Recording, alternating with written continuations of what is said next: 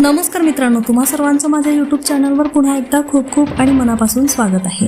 आजच्या व्हिडिओमध्ये आपण बघूया राज्य कर्मचारी संदर्भात इतर 3 महत्त्वपूर्ण शासन निर्णय निर्गमित दिनांक 26/2/2026।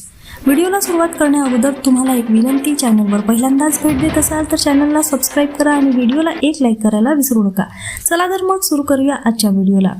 राज्य कर्मचारी संदर्भात इतर 3 महत्त्वपूर्ण शासन निर्णय दिनांक 26/2/2026 रोजी निर्गमित करण्यात आलेले आहेत। 1.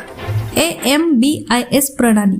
राज्याच्या गृह विभाग अंतर्गत AMBIS प्रणाली बंद करून केंद्र सरकारी NAFIS ही प्रणाली सुरू करण्याबाबत गृह विभागाने मंजुरी दिलेली आहे।